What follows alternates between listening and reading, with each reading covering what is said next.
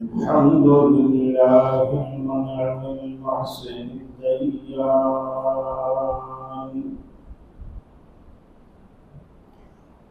ذي الفضل والجود والإحسان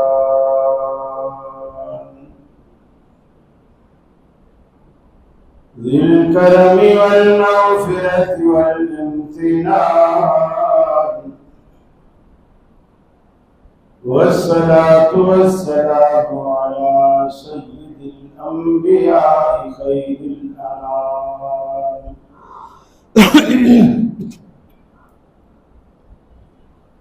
وعلى آله وصحابه وأزواجه العظام وأتباعه وأحبابه ورفقائه البردة الكرام أما بعد فأعوذ بالله من الشيطان الرجيم بسم الله الرحمن الرحيم يا أيها الذين آمنوا استعينوا بالصبر والصلاة إن الله مع الصابرين ولا تقولوا لمن يقتل في سبيل الله أموات بل أحياء ولكن لا تشعرون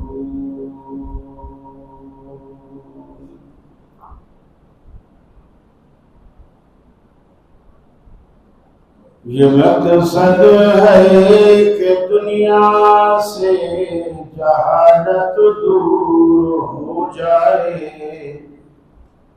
कलामुल्लाह से मोमिन का दिल को नूर हो जाए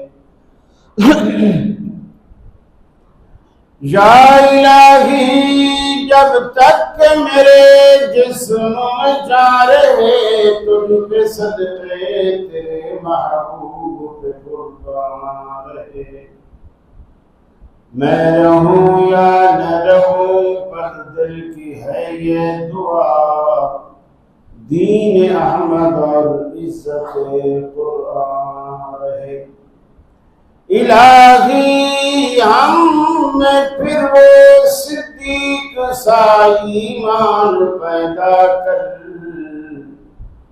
उमर फारूक सा कोई जरी इंसान पैदा कर रगे तहरीक कट जाए दमे उस्मान पैदा कर अलीजुल मुर्तज़ा शेरे खुदा की आन पैदा कर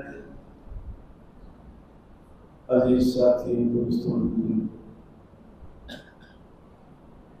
तकरीबन आप एक सिलसिलेवार गुफ्तगू सुन रहे हैं करबला का वाक़या भी हम पर एक उदाहरण था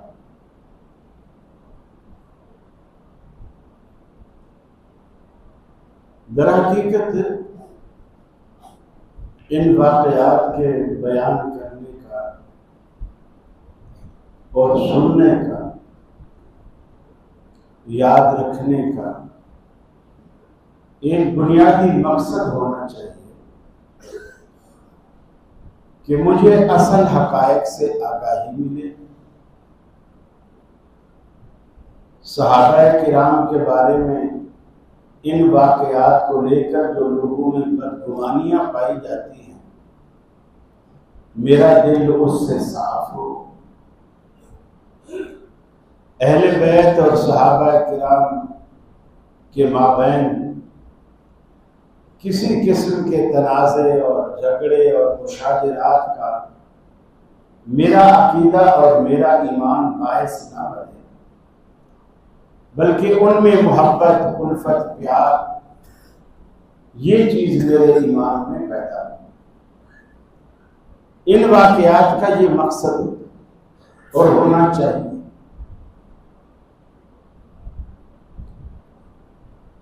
सैयदना हुसैन रज़ियल्लाहु ताला अन्हु जब हजरत मुआविया के बेटे यजीद इब्न मुआविया हजरत मुआविया की वफात के बाद खलीफा नामजद हो और काफी जलील कदर सहाबा ने उनकी बैत भी कर ली। सैयदना हुसैन रज़ियल्लाहु ताला अन्हु उस वक्त मदीने में क़याम पज़ीर थे। आपको भी कहा गया, इन्होंने ये भी नहीं कहा कि मैं बैत नहीं करता, लेकिन सहाबाए किराम जो बैत करने वाले ज्यादातर मदीने में मौजूद थे, इन्होंने ना इनकार किया ना बैत की, मदीना छोड़ के मक्के चले और अपनी पूरी फैमिली के साथ चले। कुछ करीबी साथियों से मशवरा किया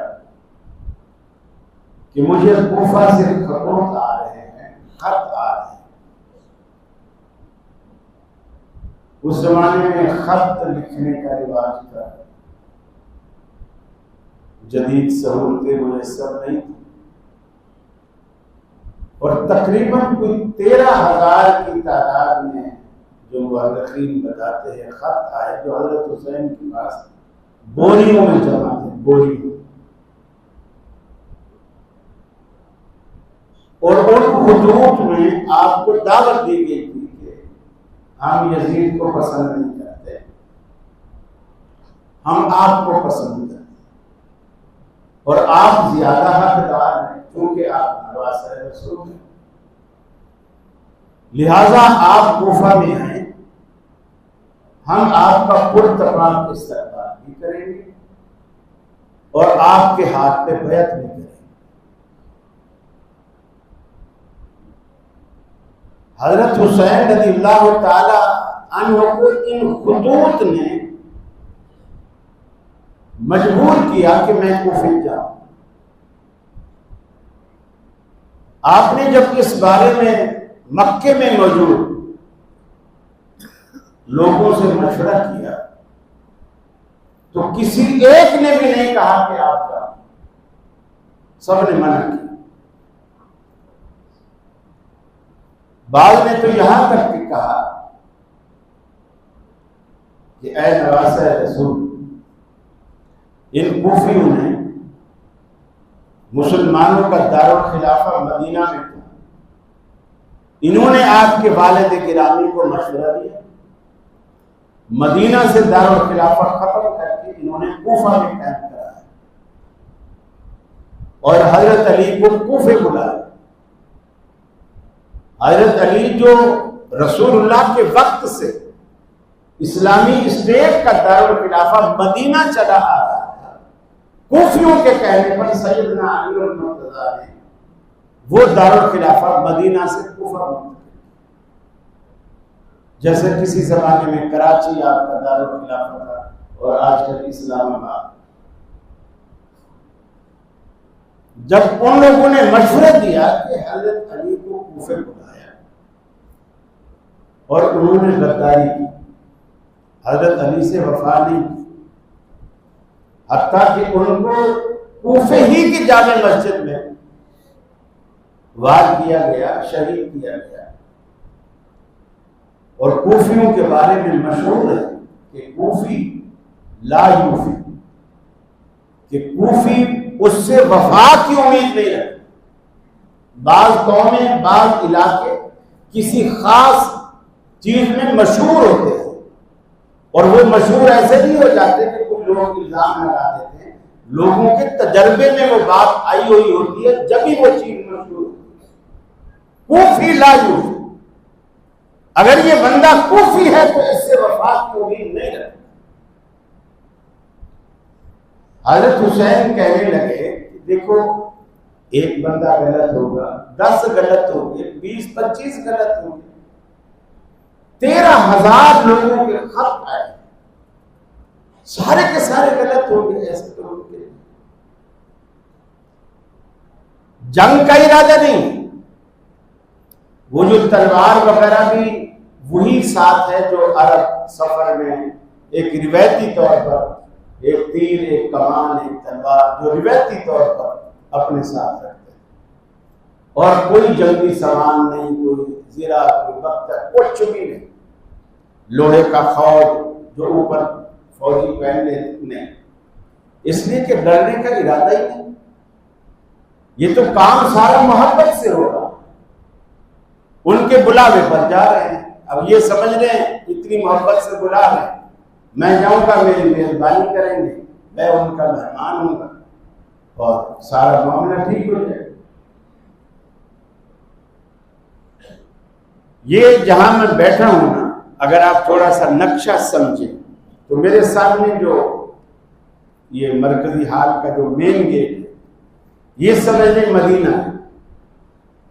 ये मदीना है और इसकी बाईं तरफ ये कोना जो है हाल का दूसरा कोना आखिरी साफ पर, ये समझ लें मक्का है। और मक्का से सीधा जहां मैं बैठा हूं ये कूफा, मक्का से ये कूफा। इससे 2 सफे पीछे छोड़ के यहां कादसिया है। ये भी एक बहुत बड़ा शहर था और ये कूफा के करीब तक था। कूफा से पहले था। जब मक्का से आते हुए कूफा की तरफ आएंगे तो पहले कादसिया पड़ेगा, फिर कूफा है। कादसिया के बिल्कुल बराबर में, कूफा की साइड पर, कादसिया के बिल्कुल बराबर में करबला, और करबला के पीछे उस कोने में मेरी दाएं जानिब, उस कोने में ये दमिश्क है जहां यजीद का दारुल खिलाफा है, जहां यजीद का दारुल खिलाफा है। अब आप इस मुहिम्मे को देखिए। हजरत हुसैन मदीने से मक्के गए, मक्के से कूफा के लिए आज़िम सफर हुआ। कूफा से पहले कादसिया के मकाम पर रुक गए और आप रुके और मुस्लिम बिन अकील जो आपके चचेरे भाई थे उनको भेजा कि आप कूफा जाओ, जायजा लो हालात का, और जायजा लेने के बाद मेरी तरफ से अपने हाथ पे बैठ, यानी बैत वो लोग मेरी करें लेकिन तेरे हाथ पे करें। मुस्लिम बिन अकील जब वहां गए और ये काफिला कादसिया पे रुका कूफे से पहले, मुस्लिम बिन अकील कूफा आ गए। उन लोगों ने बड़ी आवभगत की, बड़ी तवाज़ो, खैर, खिदमत, इस्तक़बाल, बैत, धड़ाधड़,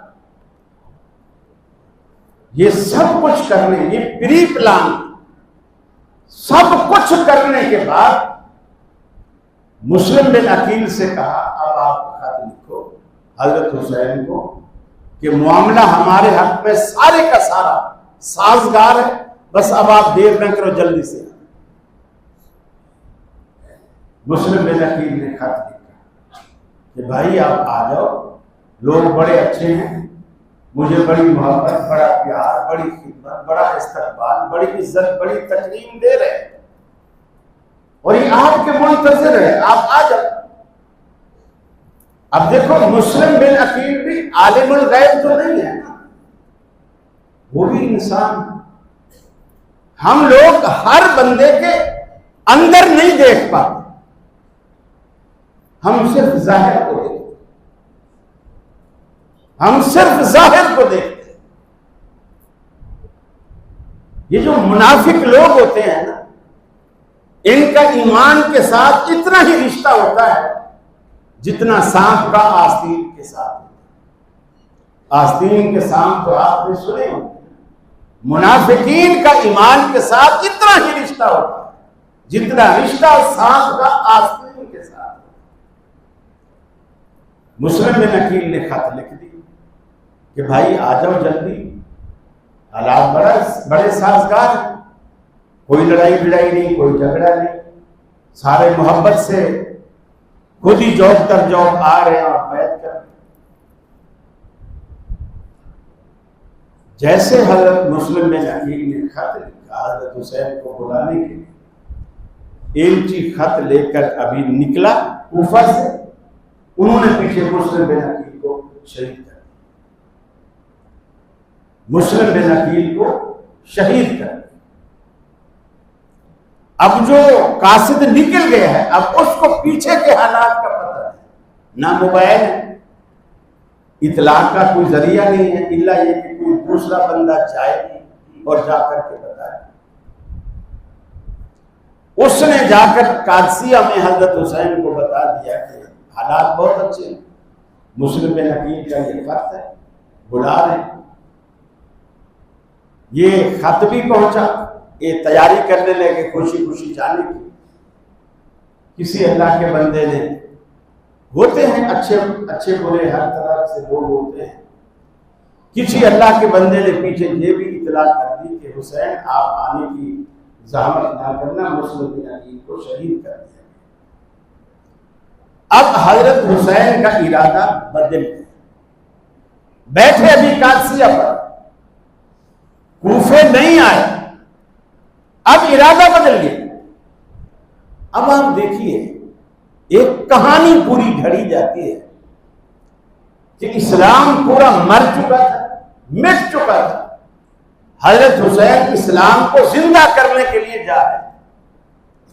अब एक बंदा इस्लाम को जिंदा करने के लिए आ रहा है, मुस्लिम बिन अकील की शहादत की खबर सुनते ही इरादा बदल गया, इस्लाम जिंदा हो गया।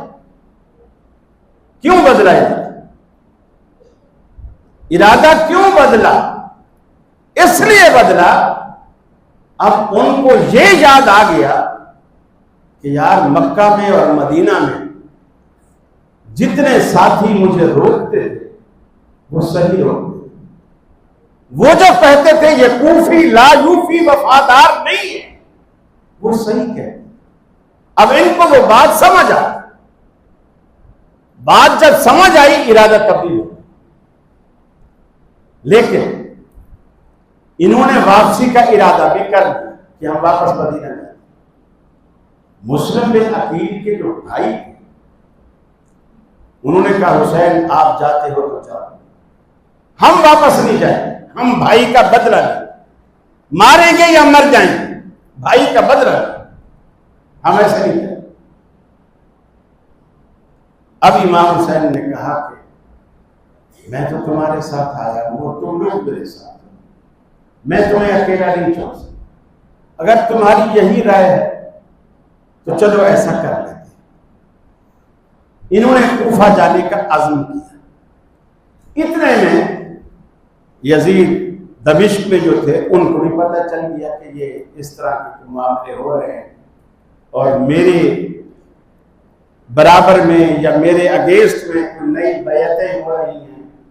जाहिर बात है, एक बंदे की हुकूमत है तो वो अपनी रिट कायम करता है। उसने उबैदुल्लाह बिन जियाद को कहा, उन्होंने अम्र बिन साद को कहा कि आप हजरत हुसैन के पास जाओ और मुलाकात। ये अम्र बिन साद बड़े नर्म दिल का और बड़ा सुलझा हुआ और अहले बैत से मोहब्बत रखने वाला शख्स था। ये कादसिया पे है और कहा कि हुसैन आप आगे ले जाओ, हालात साजगार नहीं है, हालात साजगार नहीं, आप आगे नहीं जाओ। हजरत हुसैन ने कहा चल हम कूफा नहीं जाते, हमारी 3 बातें हैं, उन 3 बातों में से एक बात आप हमारी मान। 3 बातें हैं, उनमें से एक बात आप हमारी मान।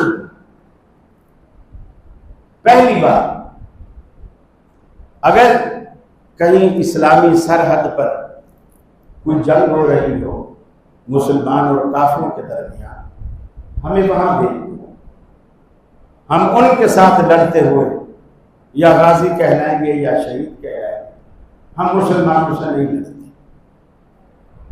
दूसरी शर्त कि मैं मदीना वापस जाने का इरादा रखता, अर्ज इला मदीना, मैं मदीना जाने का इरादा रखता हूं, मुझे मदीना जाना।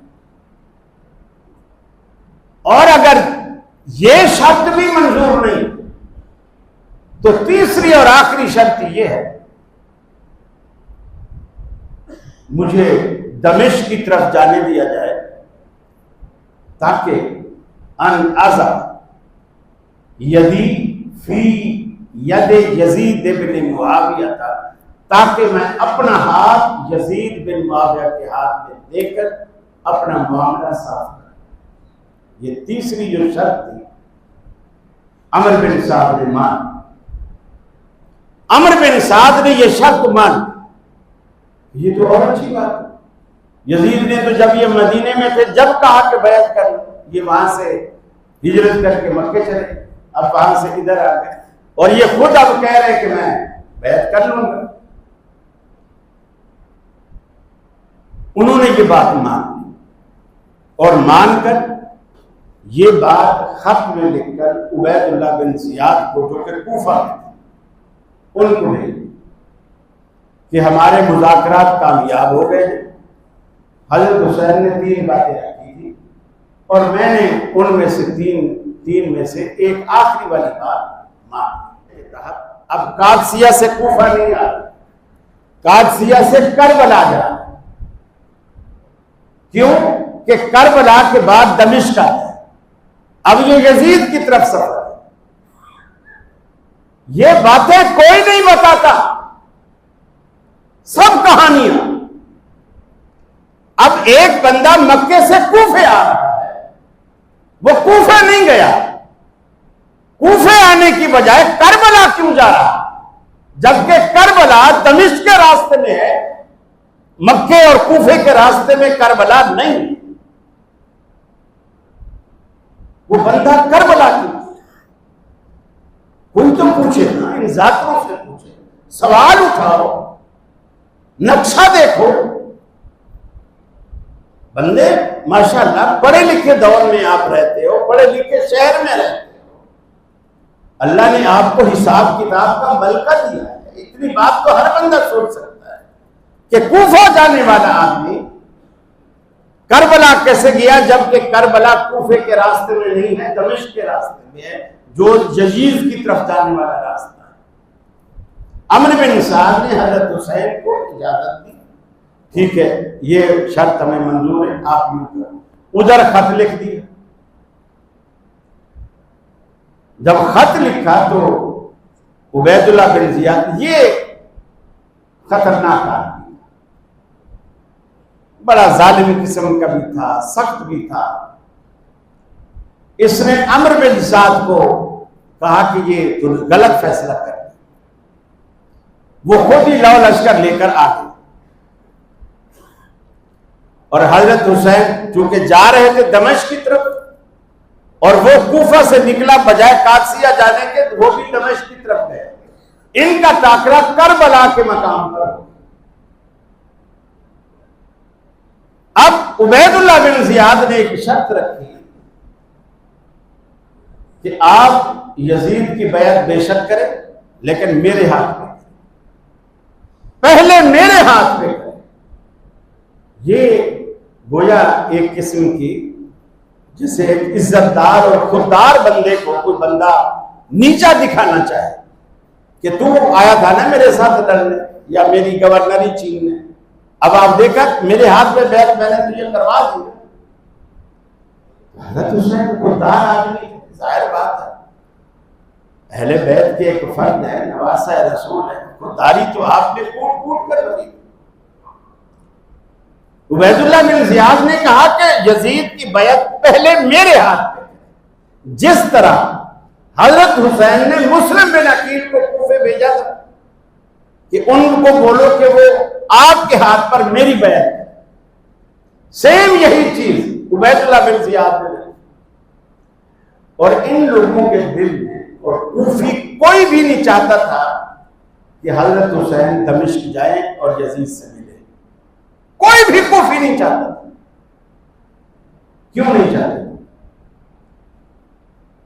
उसकी बुनियादी वजह यह थी कि हजरत हुसैन के पास जो खत के बोरे थे ना, बोरे,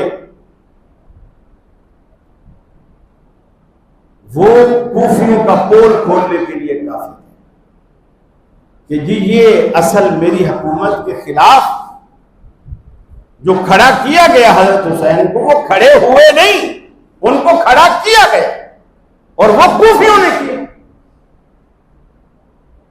वो कूफियों ने किया। तो कूफी तो बचेंगे नहीं, जाहिर बात है इनको बगावत के जुर्म में कि एक मेरी बैअत की हुई के खिलाफ दूसरे शख्स को उकसाया और मेरे खिलाफ खड़ा किया। कूफी नहीं चाहते थे कि हजरत हुसैन वहां जाए, जंग हो गई, नहीं जाने दिया। ये जो कहानियां है ना कि खैमों को आग लगा दी, बीवियों के दुपट्टे जला दिए, अल्लाह की कसम ये कहानी है। हाँ, आग लगाई है कूफियों ने, लेकिन हजरत हुसैन और उनकी फैमिली के खैमों को नहीं लगाई। वो जो खतूत के बोरे थे ना, उनको आग लगाई ताकि ना रहे बांस, ना बजे बांसुरी। एक प्रूफ ही खत्म हो जाए कि कभी भी जिंदगी में मुलाकात हो तो ये हमारे खिलाफ कोई प्रूफ पेश ना कर। आग लगाई लेकिन खत्तों के उन बोरों को लगा, खैमों को नहीं लगा। खैमों को अगर आग लगाते, हजरत हुसैन रज़ियल्लाहु ताला अन्हु की फैमिली जो 72 लोग थे, इस फैमिली में हजरत हुसैन रज़ियल्लाहु ताला अन्हु के एक बेटे जिनका नाम अली था, अली बिन हुसैन बिन अली, यानी हजरत अली के पोते, उनका नाम भी अली है, हजरत हुसैन के बेटे। ये बीमार है, ये बच इसलिए गए कि ये मैदान में लड़ने के लिए नहीं आए, बीमारी की वजह से खैमे में। इन्हें इमाम ज़ैनुल आबिदीन भी कहा जाता है, इमाम ज़ैनुल आबिदीन भी कहा जाता है, बीमारी की वजह से खैमे में।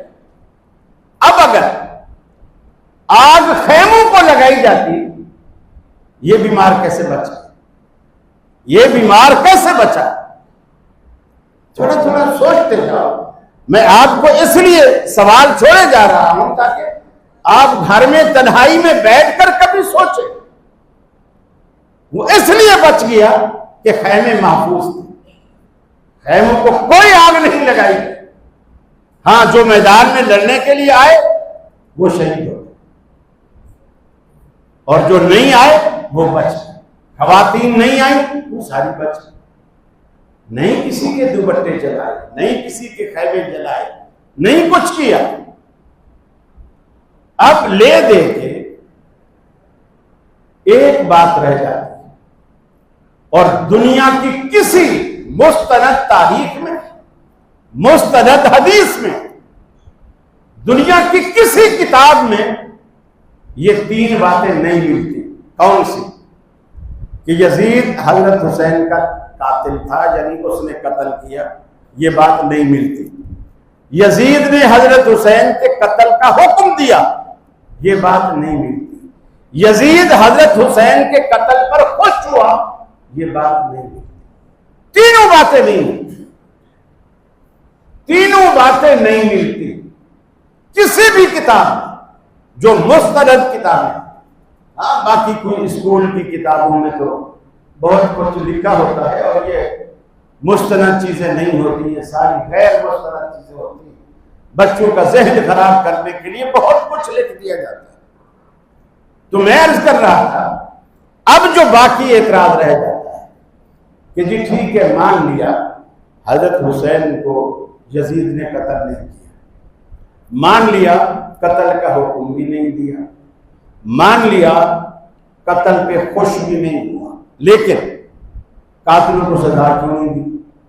ये वैलिड एतराज है कि जब उसका इरादा भी नहीं था, वो कत्ल करना भी नहीं चाहता था, कराना भी नहीं चाहता था, तो कातिलों को सजा क्यों नहीं दी?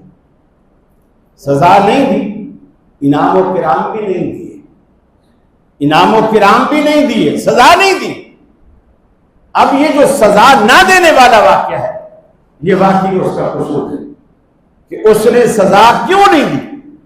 एक नवासा रसूल को बेदर्दी से शहीद किया गया, उसने सजा क्यों नहीं दी। यह वाकई एक वैलिड एतराज है, यह उसके कसूर में आता है। लेकिन जब भी बंदा इक़्तिदार में होता है, उसको बहुत सारी ऐसी मजबूरियां लायक होती हैं कि वो चाहते हुए भी उस चीज पर अमल दरामद नहीं कर सकता, अमल दरामद नहीं कर सकता।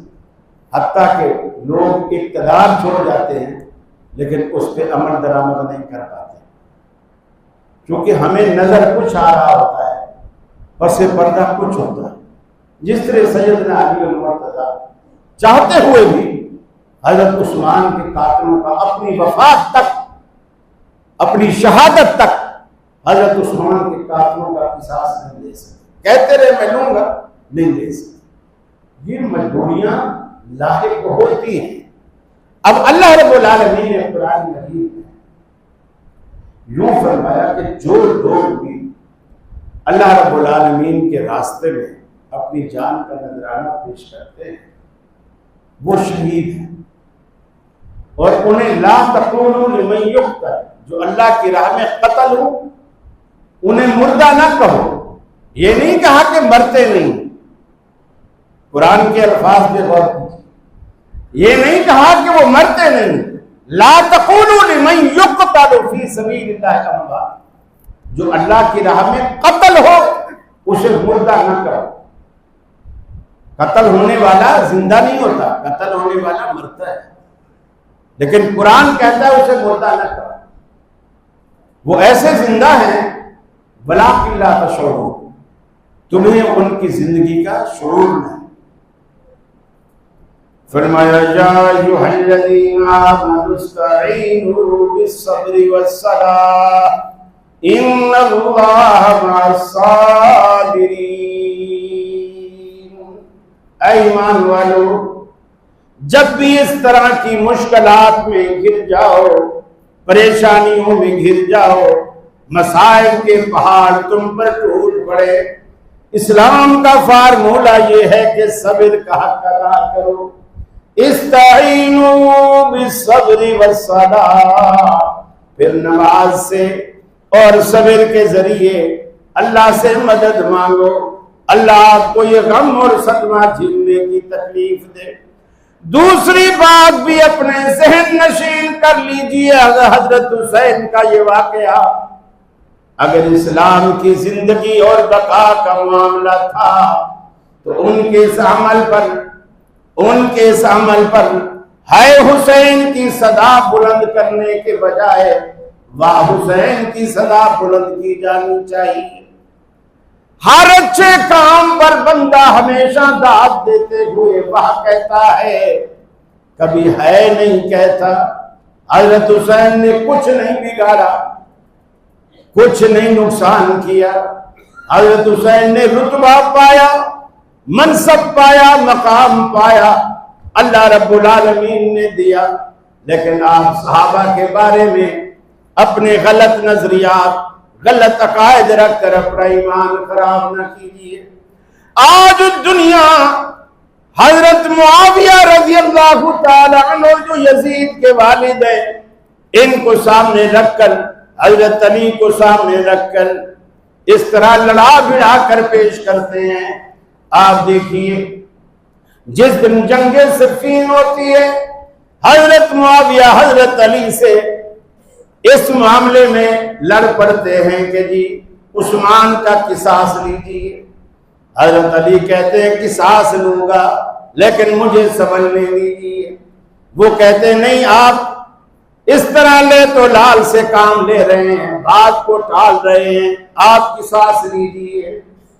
इस दौरान रूम का बादशाह कैसर हजरत मुआविया को खत लिखता है, मुआविया मैंने सुना है कि अली तुमसे लड़ पड़ा है, अगर तू कहे मेरी तुझसे इतनी मोहब्बत है, अगर तू कहे लअरसल तो जैशन, मैं एक लश्कर भेज दूं तेरी हिमायत के लिए। अगर तू कहे तो मैं ये ऑफर कैसर का बादशाह हजरत मुआविया को देता है कि ताकि मेरा भेजा हुआ लश्कर तू अली के खिलाफ इस्तेमाल करे।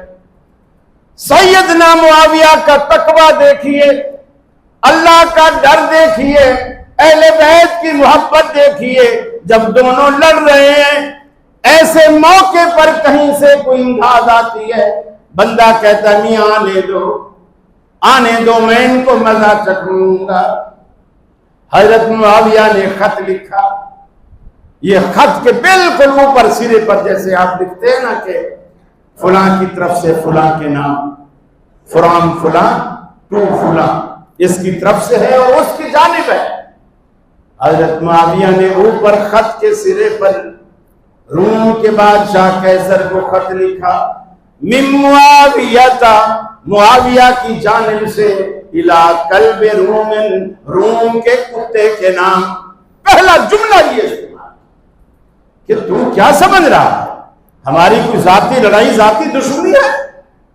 तू ये मुझे कहता है कि अगर ऑफर दे रहा है कि ऐ मुआविया लव अमरतनी, अगर तू मुझे हुक्म करे, अरसल तो लका, मैं तेरे लिए एक लश्कर भेजूंगा, जैसन एक लश्कर, अगर तू मुझे हुक्म करे।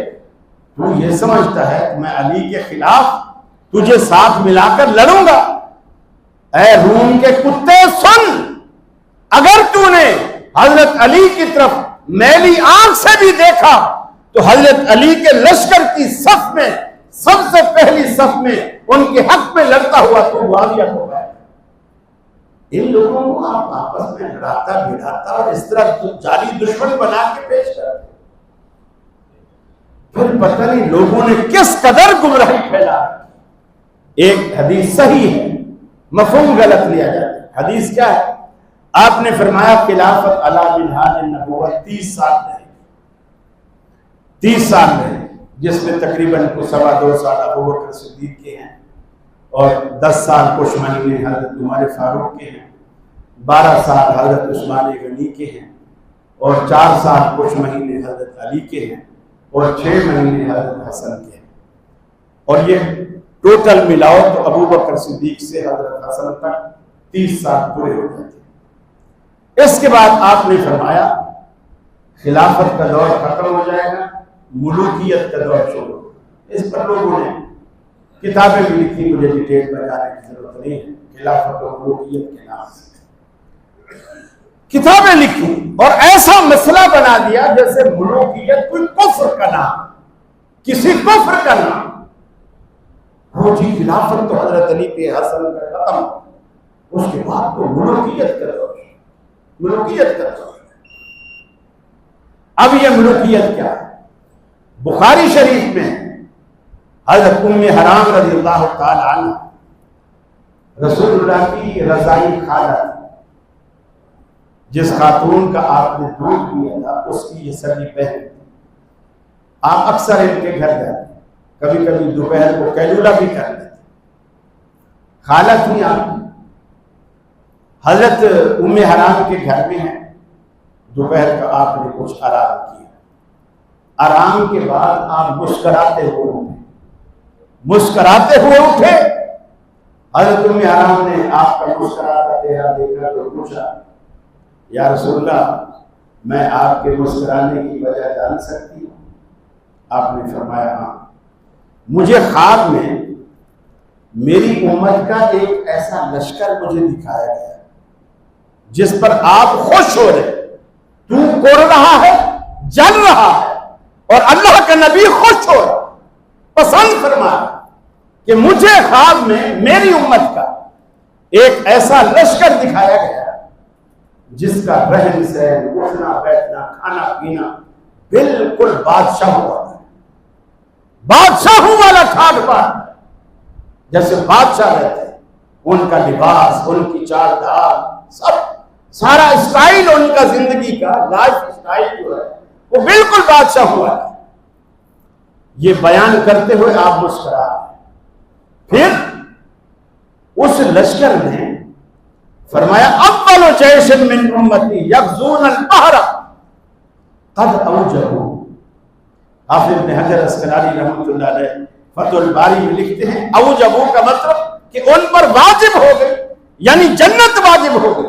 ये बादशाहों वाला ठाठ बाट रखने वाला लश्कर समुद्री रास्ते से कैसर के शहर कुस्तुनतुनिया पर पहला हमला करेगा और अल्लाह ताला उन सब पर जन्नत को वाजिब कर देगा। और ये पहला लश्कर मुहद्दिसीन इस हदीस की शरह में बयान करते हैं कि हजरत मुआविया रज़ियल्लाहु ताला मुआविया बिन अबी सुफियान का ये लश्कर है जो समुद्री रास्ते से पहला हमला करता और उनका बादशाहाना ठाट बाट और अल्लाह के रसूल मुस्कुरा और तू जल रहा है, तू कुड़ रहा है कि मुलूकियत पता नहीं क्या हो गए। अल्लाह के रसूल ने फरमाया मेरे बाद कयामत उस वक्त तक कायम ना होगी जब तक 12 खुलफा नहीं आएंगे। कयामत उस वक्त तक कायम ना होगी जब तक 12 खुलफा नहीं आए, क़यामत नहीं आए, यानी ये लाजमी आएंगे। पहले फरमाया इन्नल अव्वलुल अम्र, जो सबसे पहला मामला है, फरमाया नबुव्वत व रहमत। पहला दौर जो आएगा वो नबुव्वत और रहमत का दौर। दूसरा दौर आएगा बसानी, जो दूसरा दौर आएगा फरमाया खिलाफत व रहमत। दूसरा दौर खिलाफत होगी और रहमत होगी।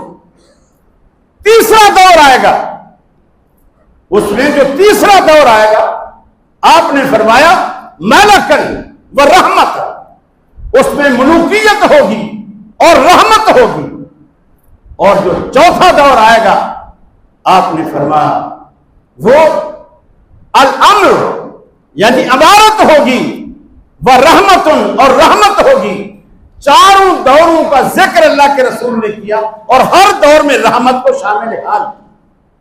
नबुवत के दौर में नबुवत और रहमत रहेगी, खिलाफत के दौर में खिलाफत और रहमत रहेगी, आमरी और मुलूकियत के दौर में मुलूकियत और रहमत रहेगी, आमरियत के दौर में आमरियत और रहमत रहेगी। आप दुनिया से पूछो ये 12 खुलफा कौन जिन्होंने क़यामत से पहले आना है? ये 12 खुलफा कौन है? कौन है ये 12 खुलफा?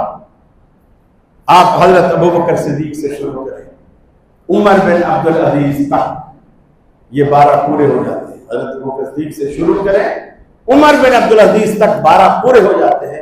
और इसमें मुआविया भी आता है और मुआविया का बेटा यजीद भी आता है। आप इनको निकाल कर 12 पूरे करके दिखाएं, इनको निकालें और 12 पूरे कर दें। और रसूलुल्लाह सल्लल्लाहु अलैहि वसल्लम ने इनके साथ रहमत के रिश्ते जोड़े।